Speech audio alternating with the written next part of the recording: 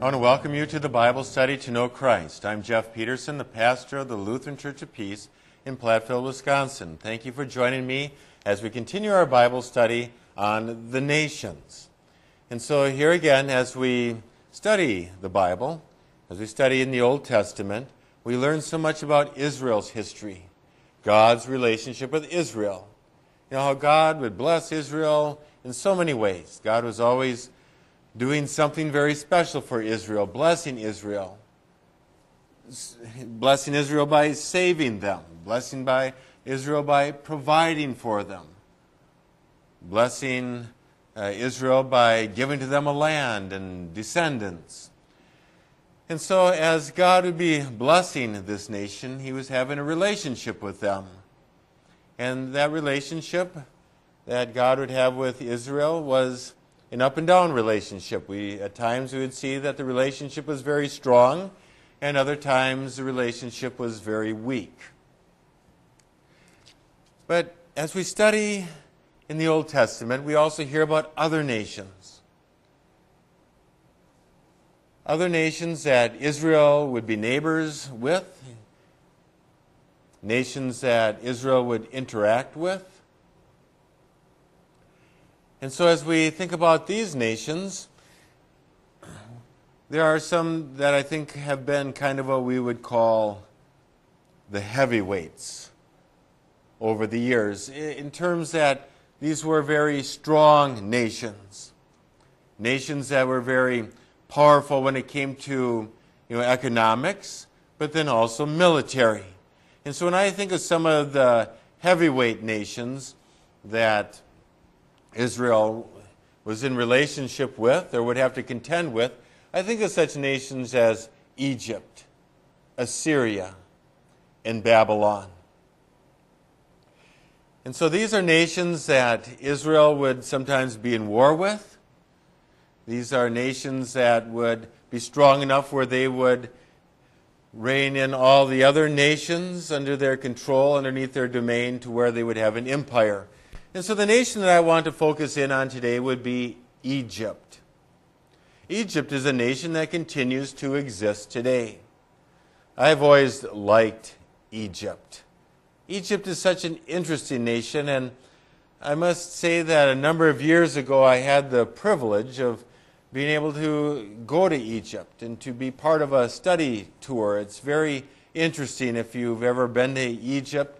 But if you ever get the chance to go to Egypt, I certainly hope that you would take that chance, because you find that it's mind-boggling.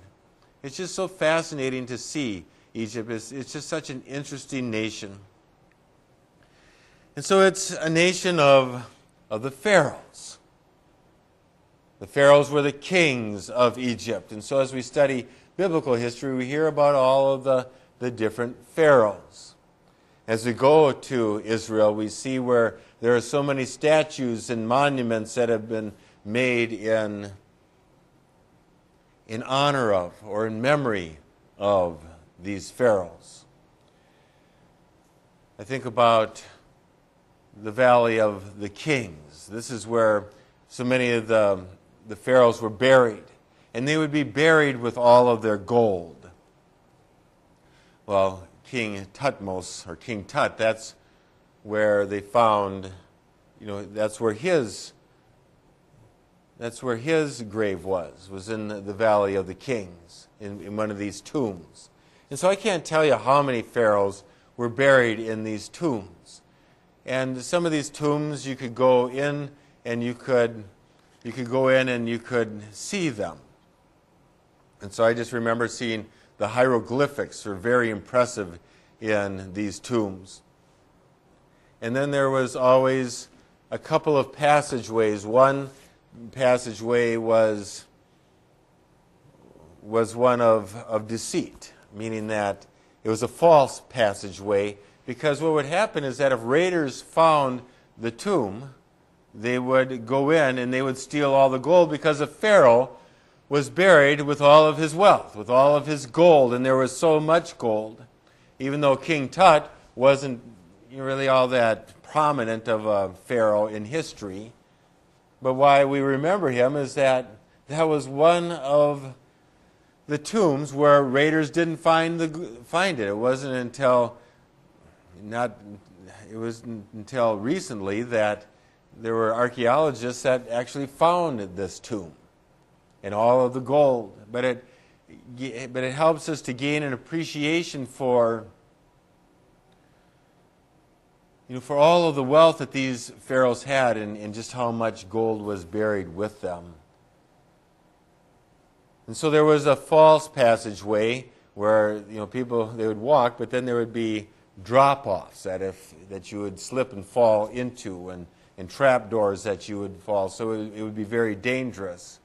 But then there was the right passageway, and that's where the pharaoh was buried in a sarcophagus, which was like a very large, very heavy box or casket that they were buried in.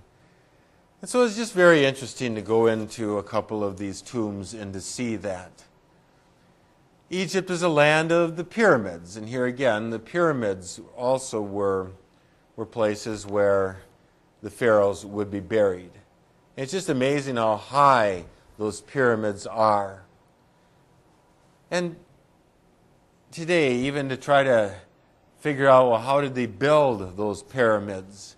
It really seems to be quite a mystery because they didn't have all of the big, heavy equipment, such as cranes, to be able to make these pyramids. And each stone for these pyramids would be, a couple of tons. I mean, they were very heavy. And so this is where you look at these pyramids, but you can see that the base has got the most stones, and then as you go up, it becomes fewer and fewer until you get to the top stone. And so that's kind of the way that Egypt is even today, as far as wealth goes. Most of the wealth of the nation is in the top percent, and then all the way down to the base, where 80% of the people are very poor in this country. And so that's the way it was in biblical times, and that's the way it continues to be today. That in biblical times, the majority of the wealth of the nation was in the hands of the Pharaoh, the king of Egypt. And I don't know, but you look at our society today, as we think about even the United States, the majority of our nation's wealth now is in the hands of the top 1, 2, 3% of our population, holds our nation's wealth. And a lot of times, we look at Egypt's history saying, why did the people put up with that? Why didn't they rebel to say that all of their wealth would go into the hands of one person, the Pharaoh? Isn't that just ridiculous? Wouldn't it be better to have the wealth spread out amongst all of the peoples, that all the people would live well? Well, our nation's not any different. We give our athletes, these very high contracts. And also our actors and actresses, we give them very high pay. And so as I think about the average citizens, people who are working in our communities, doing very important jobs, and so many of them are just struggling, just to make a go of it and to put food on the table for their kids and shoes on their feet. But yet as we hear these athletes getting paid anywhere up to $30 million a year, people don't think anything of it. Well, they are our pharaohs. These are the people that we follow. These are the people that we idolize. And so our culture is no different than the Egyptian culture. We have our pharaohs to say that this is where we will take the wealth of our nation and we will give it to them, because these are the people that we view as being very important. And then there's the Nile River. The Nile River is a very lengthy river that flows throughout Egypt. But what was interesting is that the Nile River would flood 3 to 4 months out of the year, and as it would flood over its banks, all that water then would make the land where the water would go, it would nurture that land, it would make it very fertile. So that's where they would be able to farm and to raise their crops. And so they were guaranteed every year that they would have 4 months of irrigation and of water, and that's when they were able to raise their crops. And so there's always food in Egypt, and so that was always a good thing, and I'm going to mention that in just a little bit of just how important that was. But yet it doesn't rain in Egypt, and so that's where they really count on the Nile River. The Nile River is their life. The Nile River is Egypt's lifeline. And so the people would live a number of miles on each side of the river as far as the irrigation goes. It's still that way today. And that's why, things like the pyramids could be preserved, because the land was so arid that there just really isn't much decay. And even today, as you go along the Nile River, you see that people are living in homes that are built out of mud. And these homes have lasted a long time, but it would be devastating if it ever would rain there, because then that would wash away their homes. I mean, not all people, but even today you see people living along the Nile as they did back in the day of Noah or of Moses, where they'd live and they'd wash their clothes and things in the Nile River. But at the end of the Nile River, as it would enter into the Mediterranean Sea, the Nile has got quite a delta region, and that would be the land of Goshen in Egypt. And that was always where life was very good there. People would live in the land of Goshen.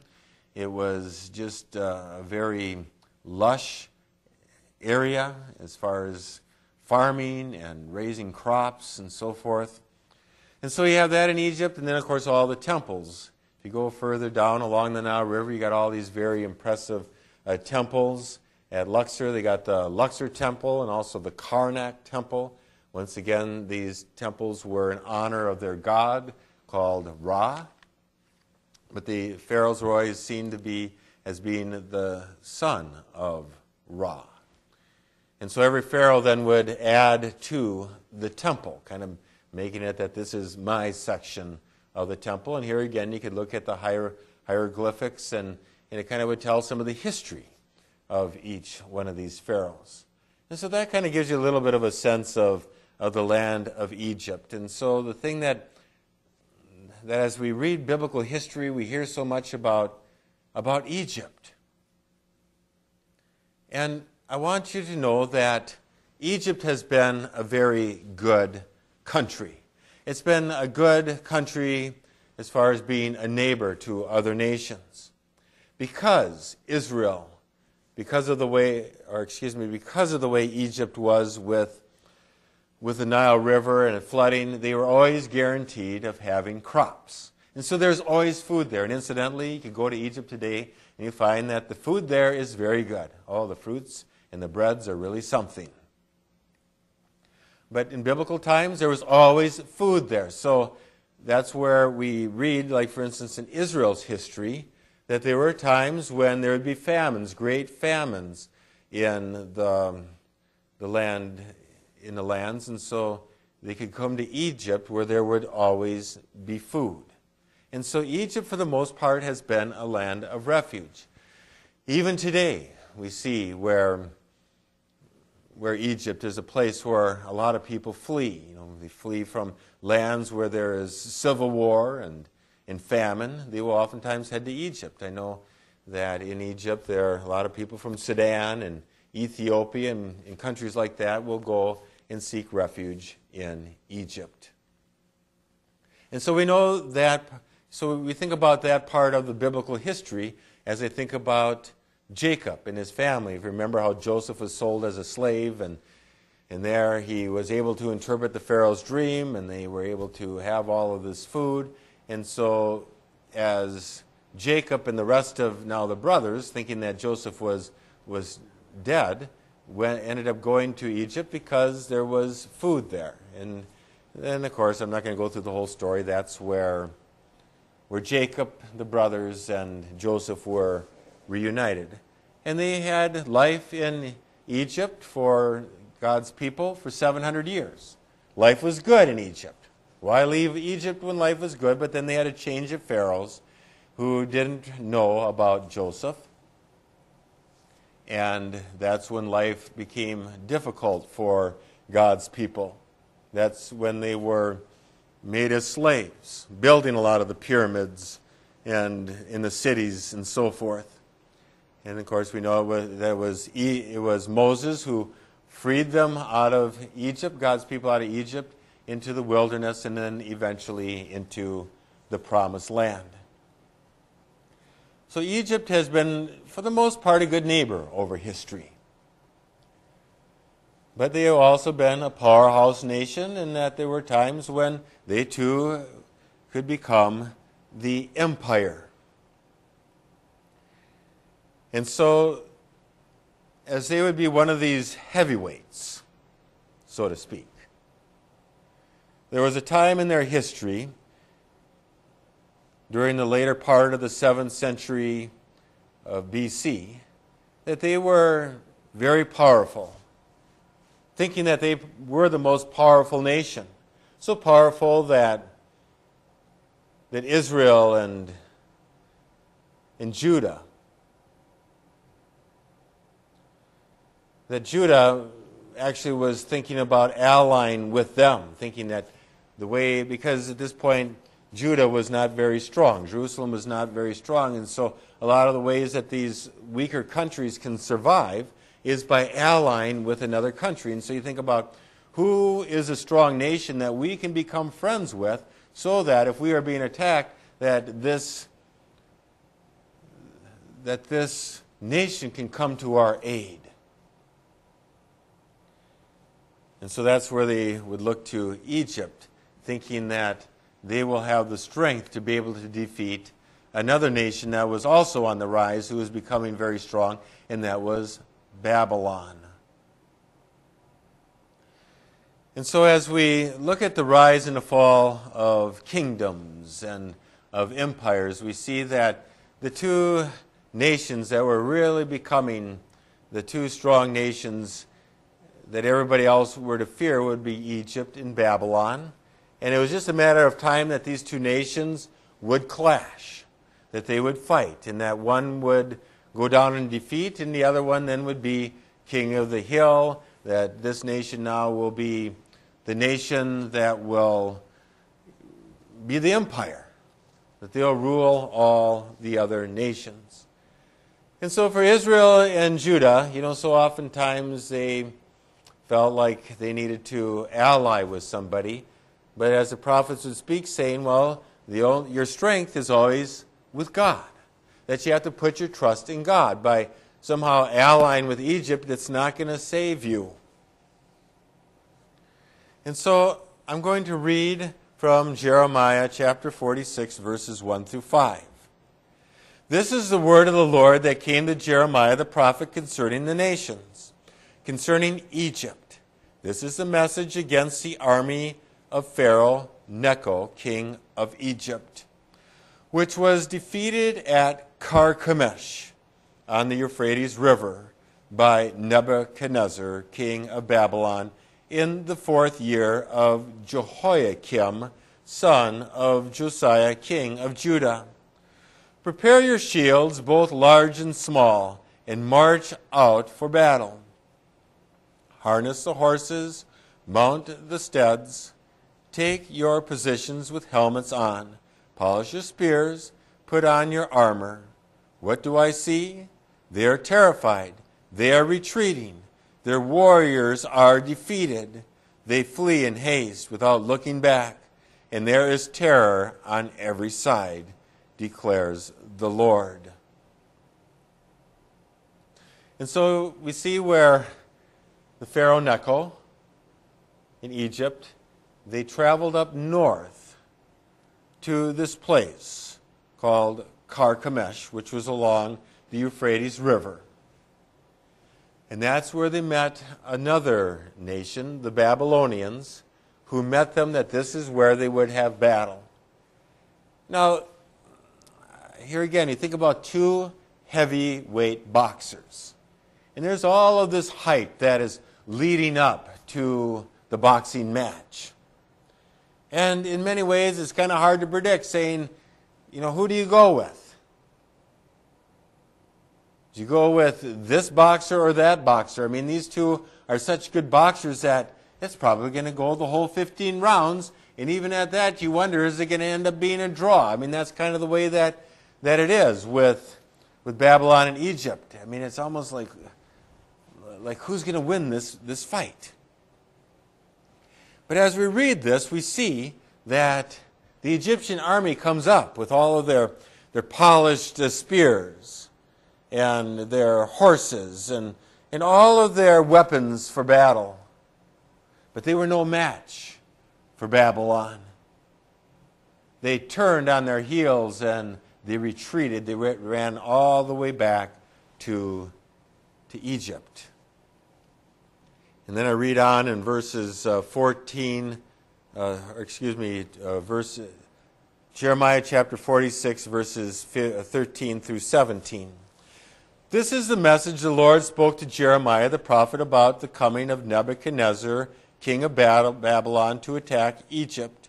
Announce this in Egypt and proclaim it in Migdol.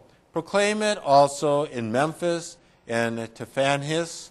Take your position and get ready, for the sword devours those around you. Why will your warriors be laid low? They cannot stand, for the Lord will push them down. They will stumble repeatedly. They will fall over each other. They will say, "Get up, let us go back to our own people and our native lands, away from the sword of the oppressor." There they will exclaim, "Pharaoh, king of Egypt, is only a loud noise. He has missed his opportunity." And so here again, people can really speak loud. They can make it sound like they're very strong.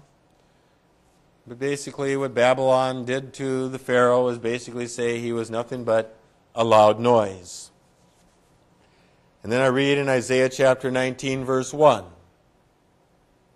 An oracle concerning Egypt, see, the Lord rides on a swift cloud. He is coming to Egypt. The idols of Egypt tremble before him, and the hearts of the Egyptians melt within them. And here again I mentioned that they had their god named Ra, but they had other gods. It was quite a polytheistic system of belief that they had. But here the Lord rides on the cloud. One of the things that Egyptians would make, and even today, is carpets. And so you think of their magic carpet that it's part of their myth to fly. You can go on a magic carpet ride, so to speak. Well, here we got God who's going on his magic carpet ride, or he's coming on the clouds. And this time it's a message of destruction, that God will melt away their idols in their nation. But I read now from Isaiah chapter 19, verses 23 through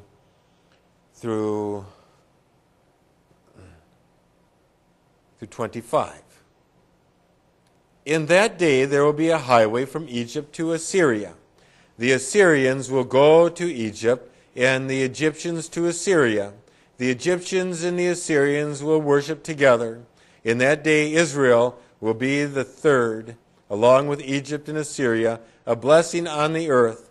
The Lord Almighty will bless them, saying, "Blessed be Egypt, my people, Assyria, my handiwork, and Israel, my inheritance." And so what our Lord is what God is prophesying, what Isaiah is prophesying, is that God is going to raise up a Messiah, a highway for the people. It's an eternal highway. And so the great and powerful day of the Lord is not one of destruction, but rather it is one where the Messiah will come. And the Messiah will be for Israel, but will be for all nations, including the heavyweights, such as Egypt, Assyria, and Babylon. That all nations can come together, that all nations will be united in him, and that is what we work for. We work for peace and prosperity in all of these lands. Heaven It's not like it's going to be a place where, oh, this is where the Egyptians live, or this is where the Israelites live, or this is where the United States lives, but rather we will all be together. And so I read a very special passage from the Gospel of Matthew, chapter 3, verses 14 and 15.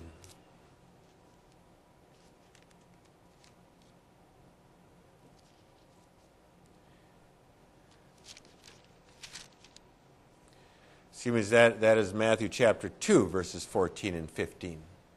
So he got up, took the child and his mother during the night, and left for Egypt, where he stayed until the death of Herod.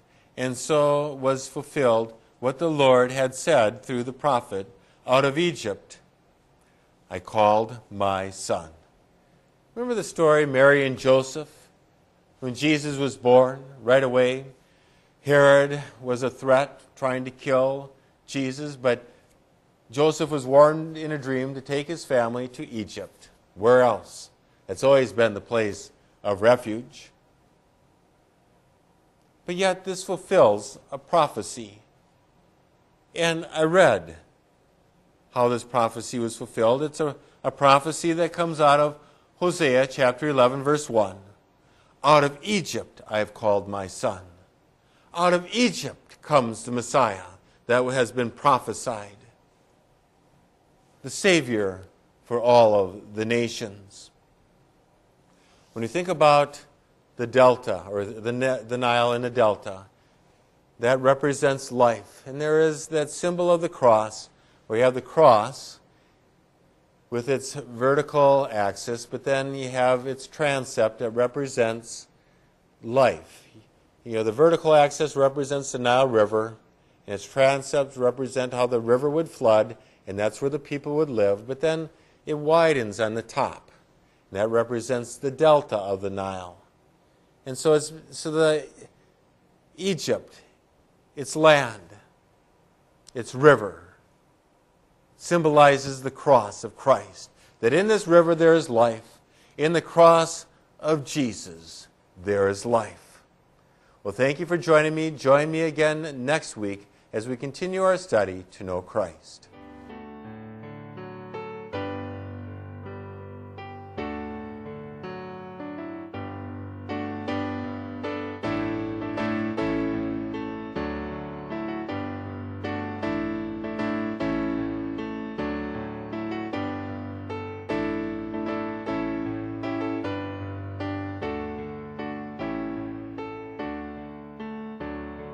On behalf of the Lutheran Church of Peace, I'm Robert Snyder.